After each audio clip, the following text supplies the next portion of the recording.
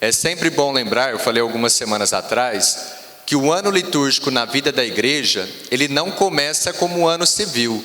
O ano civil começa no dia 1º de janeiro. O ano litúrgico na igreja, ele começa no primeiro domingo do Advento.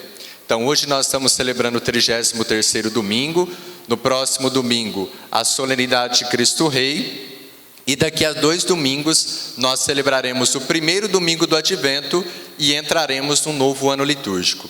São 3 anos litúrgicos, A, B e C. No ano litúrgico A, a maioria dos evangelhos dominicais são tirados do evangelista São Mateus. No ano litúrgico B, que é esse que nós estamos encerrando, a maioria dos evangelhos dominicais são tirados do evangelista São Marcos. E no ano litúrgico C, que nós iniciaremos daqui a 2 domingos, nós percorreremos o evangelho de São Lucas. O evangelho de hoje, nós estamos no capítulo 13 de São Marcos. No evangelho de hoje, do 33º domingo do tempo comum, é um dos discursos mais enigmáticos de Jesus no evangelho de São Marcos. Vocês perceberam que a linguagem que Jesus usa é um tanto quanto misteriosa. É um trecho do capítulo 13 de São Marcos. O capítulo 13 inteiro, Jesus fala de 2 acontecimentos, 2 realidades, diferentes, porém relacionadas. Jesus fala no capítulo 13 de São Marcos, não aparece na leitura de hoje, mas ele diz sobre a destruição do templo de Jerusalém, que de fato aconteceu. Havia acontecido uma primeira vez, antes de Cristo, e depois, no ano 70 depois de Cristo, houve a destruição do templo em Jerusalém. Os historiadores da época, eles dizem que a destruição do templo, ela foi terrível, ela foi pavorosa, ela foi sangrenta, porque o templo de Jerusalém foi destruído e muitos judeus foram perseguidos, foram torturados e muitos foram massacrados. E depois houve um novo tempo. A segunda realidade que Jesus fala no capítulo 13 é o evangelho de hoje. Nós chamamos discurso escatológico de Jesus. Padre, o que é essa palavra escatologia? Escatologia, gente, significa as realidades últimas da nossa vida. Então, o fim dos tempos, a vinda de Cristo, céu, inferno, purgatório, tudo isso se refere às realidades últimas da vida. Então o evangelho de hoje é o discurso escatológico de Jesus. E Jesus usa uma forma de linguagem, e Jesus usa algumas imagens que para nós são misteriosas. Mas essa forma de linguagem que Jesus usa é justamente para mostrar que será um tempo de mudança, que será um novo tempo. E aí tem uma coisa também que poderia surgir muitas perguntas, porque Jesus termina o evangelho dizendo que esses sinais que acontecerão, é uma forma de linguagem que ele usa, nem os anjos do céu sabem o momento, nem o Filho, nem ele mesmo, mas somente o Pai. A gente poderia se perguntar assim, mas por que Jesus, sendo comunhão com o Pai e com o Espírito Santo, não sabe esse momento? Por que Jesus fala dessa forma? Porque imagina, gente, vamos pensar, se Jesus dissesse o dia e a hora que isso aconteceria, que viria esse novo tempo, que seria o retorno dele triunfante, glorioso, as gerações se preparariam para isso? As pessoas se preparariam? Certamente não.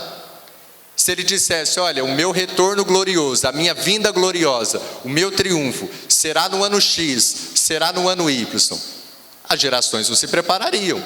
Então, por não ter dito o dia e a hora desses acontecimentos, todas as gerações cristãs se prepararam. Os primeiros cristãos pensavam que a vinda de Cristo seria iminente, seria lógico, seria muito rápida. Depois, na Idade Média, os cristãos também esperaram. Na Idade Moderna, na Idade Contemporânea, e nós agora, nós estamos esperando. Então, qual que é a mensagem central do Evangelho de hoje? Não é para nos causar desesperança, não é para nos causar medo, muito pelo contrário. O evangelho de hoje é um chamado a renovarmos a nossa esperança em Cristo e é um chamado a estarmos vigilantes. Porque aquele que está vigilante, aquele que está preparado, aquele que aguarda Jesus Cristo, quando ele vier, quando chegar esse tempo de mudança, não precisará temer. Reinará com Cristo, estará com Cristo para sempre. precisam temer aqueles que não estiverem preparados. E o evangelho de hoje, gente, ele é uma dose de sensatez para a nossa fé. Porque a partir desse tema que aparece no evangelho de hoje, ainda mais hoje com a internet, com as redes sociais, se propagam muitas coisas dentro e fora da igreja. Vocês já viram alguns líderes religiosos que começaram a dizer: o mundo vai acabar em tal ano. Teve até aquela época do 2012, né, que o mundo ia acabar em 2012, fizeram até um filme, né? O mundo vai acabar em tal ano. Aí teve um líder religioso, né, de outra religião, que não é a igreja católica: o mundo vai terminar em tal dia. Não deu certo. Falou de novo, não deu certo. No Rio de Janeiro teve um pastor que falou: olha, hoje vai ser o arrebatamento. Não teve arrebatamento nenhum. Só a polícia que foi lá e pediu para eles irem para casa. Porque juntou um grupo de pessoas e ficaram esperando o arrebatamento. Não apareceu. Então não sabemos o dia e a hora. E mesmo a linguagem que Jesus usa, ele não deixa claro a forma como isso irá acontecer. Hoje dentro da igreja, o que se propaga muito sobre esse tema? Eu acredito que muitas pessoas já devem ter ouvido. Não é doutrina oficial da igreja. Nós chamamos de revelação privada. Vocês já ouviram a profecia dos 3 dias de trevas? Que no fim dos tempos vão ter os 3 dias de trevas, só quem tiver com vela benta vai ser iluminado, enfim. Isso nós chamamos de revelação privada. E colocaram na boca de Padre Pio. A profecia original, do que me parece, não é dele. O que eu pesquisei é de uma beata norte-americana do século XIX, e ela não diz claramente que seriam 3 dias de trevas. Ela diz que viria um tempo de trevas para a igreja. É muito diferente. Viria um tempo de trevas. Pode ser no início do século XX, poderia ter sido, poderia ser no meio do século XX, pode ser agora, mas colocaram na boca do Padre Pio e isso se propaga. Isso não é doutrina oficial da igreja. Se vai acontecer ou não, gente, eu não sei, pode ser que aconteça. Mas a igreja, oficialmente, no seu magistério, na sua doutrina, não assume essa posição. É uma revelação privada, né, e tem se propagado. E nós precisamos também evitar, eu chamo de devocionismo e aparicionismo. Então surgem tantas devoções hoje, tantas pessoas criam devoções. Eu não sou contra as devoções, gente. Muito pelo contrário, eu sou a favor das devoções, desde que sejam seguras e sólidas. Devoção ao Sagrado Coração de Jesus, devoção à Virgem Maria de modo geral, devoção a São José, aos santos canonizados. Eu estou com a igreja orienta, a igreja nos aponta, é isso. Agora surgem tantas devoções, tantas coisas, tantas pregações dentro da igreja, que nós ficamos perdidos.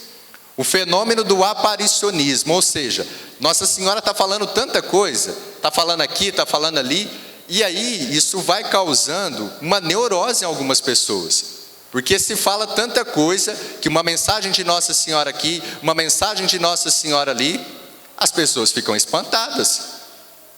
E também as mensagens de Nossa Senhora, as possíveis mensagens, também são revelações privadas. As duas que a igreja dá mais credibilidade, Lourdes e Fátima, até pelo fato de como foram acontecendo as coisas. Em Fátima, Nossa Senhora disse: se o mundo não se converter, virá uma grande guerra. Veio uma grande guerra. Se o mundo não se converter, a Rússia espalhará os seus erros pelo mundo. O comunismo se espalhou pelo mundo. Agora surgem tantas mensagens de Nossa Senhora, tantas devoções, que a gente vai se perdendo, e relacionados a esse tema de hoje. Então, para nós precisamos o quê? Renovar a nossa esperança, estarmos vigilantes para a vinda de Cristo. As nossas perguntas não deveriam ser: nossa, como será o fim dos tempos? Serão 3 dias? Será uma semana? Como que será esse novo tempo? Como será o reinado de Cristo? As nossas perguntas deveriam ser: como eu estou me preparando para isso? Como eu estou vivendo a minha vida de fé? Eu estou buscando a conversão? Eu estou buscando a igreja? Eu estou buscando viver os mandamentos? Eu estou seguindo um caminho de fé sólido, buscando colocar a minha confiança em Deus? Gente, se nós estivermos na graça de Deus, se nós estivermos em comunhão com Deus, nós não precisaremos temer. E outra coisa que nós precisamos corrigir, no meio do devocionismo, do aparicionismo, de tantas coisas, é uma postura que parece boba, mas é a expressão de que a nossa fé ainda é imatura. Essas mensagens que nós vamos repassando, estou falando nós porque, não que eu repasse, né? Mas essas coisas que aparecem no WhatsApp, né? Em grupos de igreja, ou tem gente que manda no particular. Não quebre a corrente, já quebrei todas. Reze isso e Deus vai te conceder isso. Ao Papa, estão mandando uma mensagem do Papa, há 10 anos estão mandando, acho que desde quando ele assumiu o pontificado. Estão mandando a mesma mensagem, que o Papa teve uma revelação, que o Papa está doente. Há 10 anos estão mandando a mesma mensagem. E tem gente que insiste. Nós transformamos a fé numa superstição. Se você pensa que você vai repassar uma mensagem, você vai ter um milagre porque repassou para 10 pessoas, você está fazendo da sua fé uma superstição. E o que isso expressa? Que a nossa fé ainda é uma fé imatura. A nossa fé ainda é uma fé que pode querer interesses com Deus. Isso é superstição na fé. Eu rezo uma novena, mas eu quero que Deus faça isso. Eu repasso uma mensagem, mas Deus tem que fazer aquilo que eu penso. Eu coloco um propósito, mas Deus tem que fazer isso. Onde está a maturidade na fé? Onde está a busca da conversão? Onde está a busca de crescer na fé? Nós precisamos nos vigiar sobre isso. Nós precisamos saber onde está a nossa esperança. A esperança que nós precisamos é a esperança cristã, é a esperança em Deus. Não é esperança nos acontecimentos, não é esperança nas pessoas, não é esperança nas coisas desse mundo que passam, não é esperança numa mensagem que nós vamos repassando. A nossa esperança deve estar em Deus. Quando nós olhamos para esse evangelho de hoje, repito, é para suscitar em nós a esperança cristã e suscitar em nós a vigilância. Não é para colocar medo, não é para nos assustar, mas é para nos chamar à conversão, a renovarmos a esperança e a estarmos vigilantes. Se estivermos vigilantes, se estivermos no nosso caminho de conversão, se renovarmos a nossa fé, nós não precisaremos temer.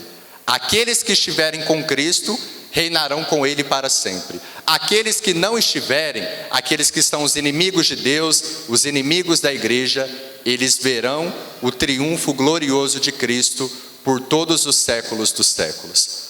Queridos irmãos e irmãs, vamos agradecer por essa liturgia de hoje, por essa palavra que nos ilumina, que nos chama à conversão, que nos chama à esperança, que nos chama à vigilância.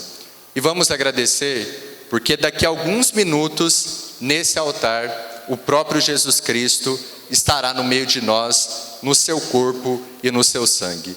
Ele vem alimentar a nossa alma, vem fortalecer a nossa fé e nos colocar de pé para continuarmos a nossa caminhada.